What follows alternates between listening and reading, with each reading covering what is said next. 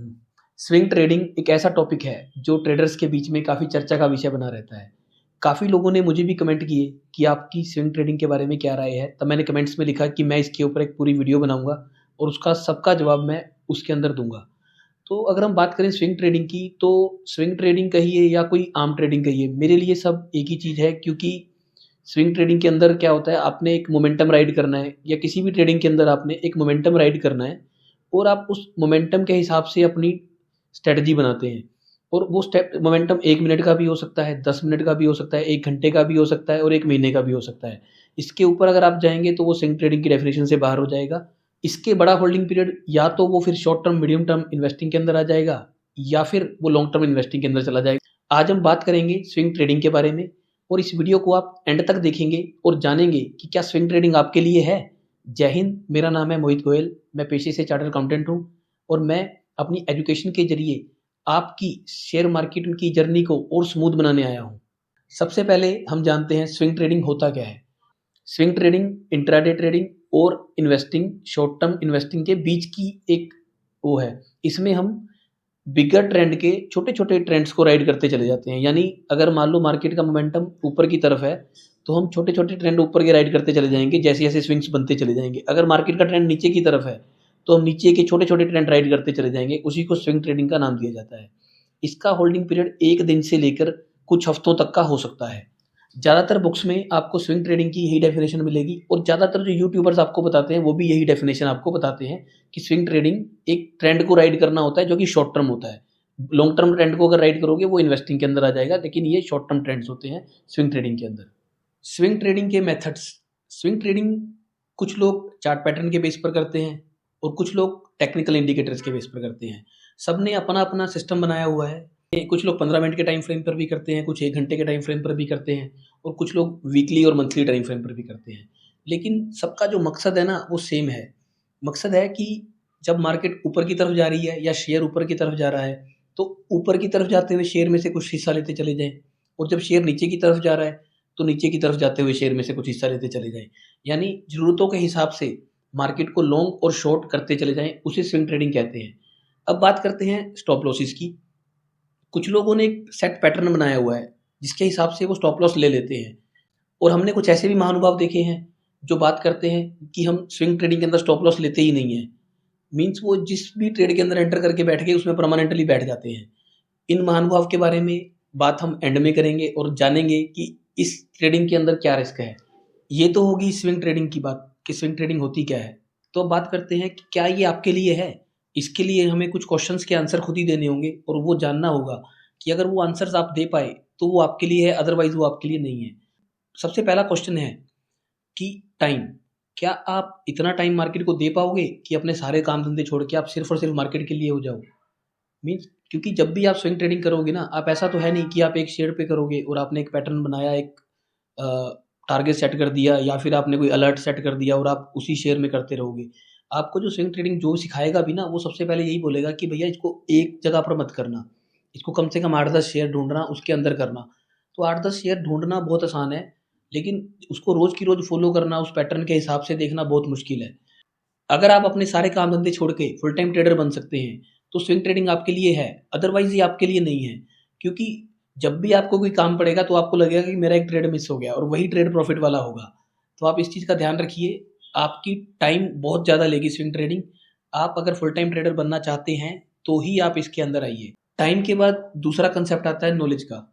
आप बिना नॉलेज के कभी भी पैसा नहीं कमा सकते। स्विंग ट्रेडिंग आपको देखने में आसान लगेगी कि एक पैटर्न हमने फ़ॉलो किया और उसके बाद हमने पैसे कमा लिए। लेकिन क्या उस पैटर्न के अंदर आप एंट्री ले पाओगे?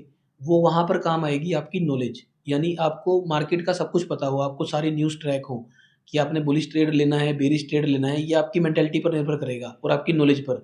कई बार आपको ऐसा लगेगा मार्केट में कि आज सब कुछ बेरिश है, लेकिन बीच में से कोई आपका एक शेयर ऐसा होगा कि जो आपको पॉजिटिव होता हुआ दिखेगा। अगर आपको फंडामेंटल की नॉलेज नहीं है ना उसकी, और ना ही आपको उसको मैक्रो और माइक्रो इकोनॉमिक्स की नॉलेज है, तो आप उस शेयर के अंदर एंटर ही नहीं कर पाओगे। आपको वो सामने दिखता रहेगा, लेकिन आपकी साइकोलॉजी एक्सेप्ट नहीं कर पाएगी उस चीज़ को कि आज तो मार्केट बेरिश है, ये पॉजिटिव कैसे हो रहा है। तो यहाँ पर काम आएगी आपकी नॉलेज। अगर आप सोच रहे हैं कि बिना नॉलेज के आप पैसा कमा लेंगे, तो ऐसा नहीं होगा। तो नॉलेज आपको इन्वेस्टिंग में भी चाहिए, नॉलेज आपको स्विंग ट्रेडिंग में भी चाहिए।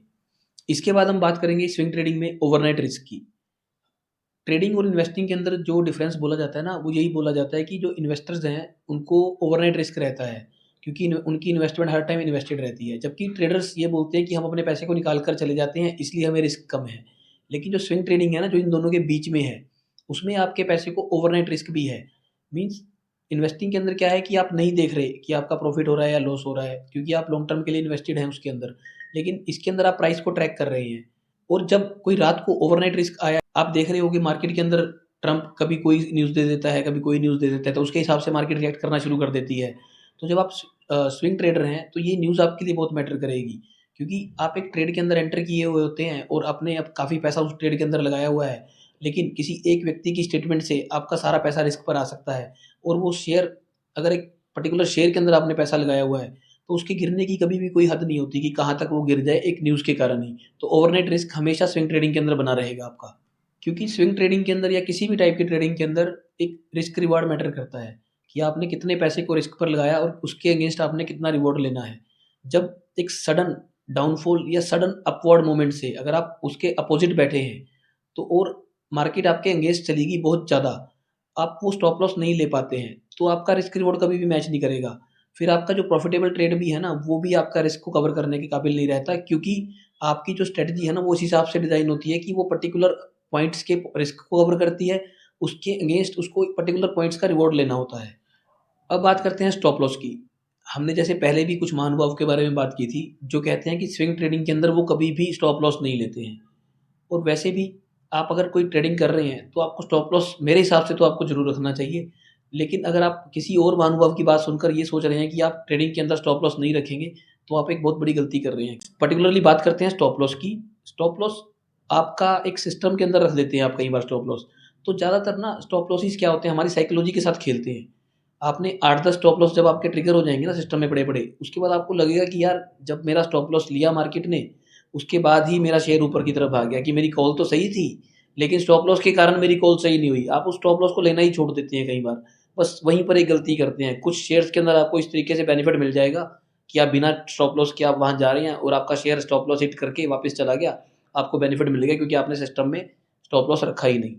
लेकिन ज़्यादातर केस के अंदर क्या होगा ना, अगर आपने फंडामेंटल चेक नहीं किए और आप लॉन्ग साइड में बैठे हैं और कंपनी के फंडामेंटल अच्छे नहीं निकले, और आपने उसका ट्रेड ले लिया और स्टॉप लॉस नहीं लगाया, उसके बाद आप उसके अंदर एक्सीडेंटल लॉन्ग टर्म इन्वेस्टर बन जाएंगे। आपको फिर क्या होगा, जो आपकी ट्रेडिंग स्ट्रेटजी है वो ये बोलेगी कि स्टॉप लॉस लेना नहीं है, और आप उसको लेके बैठे रहेंगे 1 साल 2 साल। फिर जो रिटर्न है ना, वो कैपिटल आपकी उसके अंदर फंस गई, उसका जो रिटर्न है ना, वो एक एवरेज रिटर्न के तौर पर आएगा। हम ट्रेडिंग इसलिए करते हैं कि हम इन्वेस्टिंग से एक ऊपर का रिटर्न ले पाएँ। कुछ लोग ना मेरी इस बात को एग्री नहीं करते। मैं जब भी बोलता हूँ ना कि हमने ये स्ट्रैटेजी फ़ॉलो की, तो एटलीस्ट हमें इस लेवल से ऊपर का रिटर्न मिल जाए, तो लोगों को ये बात समझ में ही नहीं आती। वो कहते हैं फिर हम करेंगे क्या? वो कुछ लोगों को इतना ब्लाइंडली फ़ॉलो करते हैं ना, कि वो लोग अगर उनको बोल दें कि ये स्ट्रैटेजी चलाओ, तो चाहे वो चला रहे हों, चाहे वो ना चला रहे हों, उनको इसके प्रोज़ और कॉन्स पता हों, चाहे नहीं पता हों, वो सिर्फ़ उसके बारे में बात करने आ जाते हैं। उनको लगता है कि भैया हमारे गुरुदेव ने बोल दिया है तो बहुत कुछ बोला होगा। जब उनको डाटा के साथ टेस्ट कर कर एक चीज़ दे दी जाती है, उसके बावजूद भी वो इस चीज़ को एक्सेप्ट करने को तैयार ही नहीं है कि गुरुदेव जो बोल रहे हैं वो गलत बोल रहे हैं, या फिर गलत नहीं बोल रहे हैं तो भी गुरुदेव का जो रिटर्न है ना, वो उस लेवल पर नहीं पहुँचा। तो मैं नहीं कहता आप उनको गुरु मानना छोड़ दो, आप गुरु वंदना कीजिए, पर पैसा पैसा होता है। अगर 10 का 23 हुआ है और 10 का 16 हुआ है या 4 हुआ है, तो उसमें फ़र्क होता है। तो आप उस चीज़ को समझिए। कुछ लोग आते हैं और मेरी डिग्री पर कमेंट करने शुरू कर देते हैं कि भाई तू क्या सीए बनेगा, तू ये क्या करेगा, तू वो क्या करेगा। भाई ये हमारा इंस्टीट्यूट देखेगा ना कि मैं क्या सीए बनूंगा, कैसा हूँ, कि इंस्टीट्यूट ने मेरे में कुछ देखा होगा तभी तो मुझे सीए की डिग्री दी है ना। और मुझे कहते हैं कि सीए है, सीए ही रहे। भाई मैं सीए हूँ, सीए ही रह रहा हूँ। आप अपना काम कीजिए। आप कमेंट करने मेरे चैनल पर आए हैं, मैंने आपको बुलाया नहीं है स्पेशली कि आओ मेरे चैनल पर कमेंट करो। एक व्यक्ति को मैंने कमेंट में लिखा था कि क्या आप कमेंट करने के पैसे लेते हैं, तो वो बहुत ज़्यादा ऑफेंड हो गए। तो आप अगर किसी चीज़ को गलत लिखोगे, आप फैक्ट्स पर बात कीजिए हमेशा। मैं हमेशा फैक्ट बोल रहा हूँ यहाँ पर आकर, और मैं हमेशा आपसे भी एक्सपेक्ट करूँगा कि आप मुझे डाटा का काउंटर डाटा से कीजिए, तभी बात बनेगी। अगर आप मेरी क्वालिफिकेशन पर या मेरी पर्सनैलिटी के ऊपर आप क्वेश्चन करने शुरू कर देंगे, तो भाई मैं भी आपको उसी तरीके से जवाब दूंगा जो आप डिज़र्व करते हैं। तो अभी तक हमने सारी बात की नॉलेज वाली, यानी मेरी नॉलेज के हिसाब से या फिर बुकिश नॉलेज के हिसाब से ये सारी चीज़ें कैसी होती हैं। तो अब हम प्रैक्टिकल बात करते हैं कि मेरे एक्सपीरियंस के हिसाब से मैंने आज तक क्या देखा है। मैं सीए हूँ, 2011 से पास आउट हूँ, और 2015 से मैं प्रैक्टिस कर रहा हूँ, यानी पिछले 10 साल से मैं प्रैक्टिस के अंदर हूँ। शुरू से ही मेरा ट्रेडिंग के अंदर काफ़ी इंटरेस्ट रहा है, तो मैं ट्रेडर्स के साथ काफ़ी उठता बैठता हूँ और मैंने काफ़ी ट्रेडर्स की रिटर्न्स भी देखी हैं।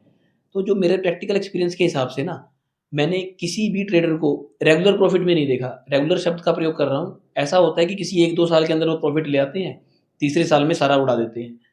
तो कोई भी ट्रेडर मैंने रेगुलर प्रॉफिट के अंदर नहीं देखा। इन्वेस्टर मैंने बहुत सारे देखे हैं जो प्रॉफिट लेकर आते हैं, जिनकी इन्वेस्टमेंट कहीं-कहीं गुना हो गई है, जिन्होंने म्यूचुअल फंड में सिप्स चला रखी हैं, पैसा लगाया 2 लाख रुपया, अभी 6 लाख रुपया हो गया है। काफ़ी लोग देखे हैं, काफ़ी एग्ज़ाम्पल देखे हैं मैंने ऐसे। लेकिन ट्रेडिंग के अंदर मैंने ऐसा कोई एग्ज़ाम्पल नहीं देखा जो बहुत ज़्यादा पैसे कमा कर आया हो। इसके अलावा अगर हम प्रैक्टिकली बात करें इंडस्ट्री की, तो आप देखेंगे कि जितने बड़े-बड़े नाम आते हैं, वॉरेन बफे का आता है या किसी और बड़े इन्वेस्टर का नाम जिसको भी आप जानते हैं, झुनझुनवाला जी, वो सब इन्वेस्टर थे।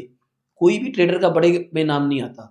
आप अपनी सराउंडिंग्स चेक कीजिए, आपके जो रिलेशन में ना काफ़ी लोग ट्रेड कर रहे होंगे, क्योंकि ये आजकल काफ़ी रिवाज चल गया है इसका कि हर लोग कहते हैं कि मैं ट्रेडर हूँ, मैं ट्रेडर हूँ।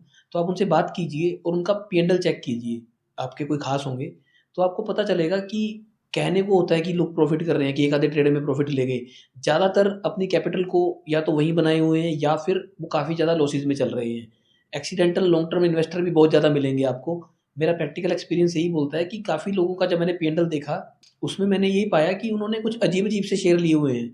तो मैंने उनसे जब डिस्कस किया कि भाई ये अलग से शेयर आपने किस बेसिस पर लिए, तो उन्होंने यही बताया कि स्विंग ट्रेडिंग के बेस पर उन्होंने ट्रेड लिया।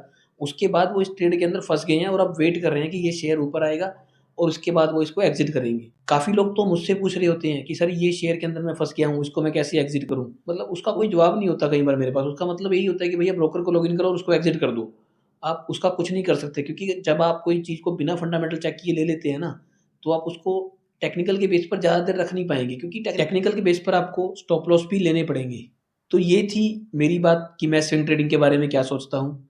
अब आप भी मुझे बताइए कमेंट्स के अंदर कि क्या ये स्विंग ट्रेडिंग आपके लिए है या नहीं है? आप और भी मुझे कमेंट कर सकते हैं जो टॉपिक आपको अच्छे लगते हैं। अगर मुझे लगेगा कि कोई जनरलाइज़ टॉपिक आ गए हैं, तो मैं उसके ऊपर वीडियो बनाने की पूरी-पूरी कोशिश करूँगा।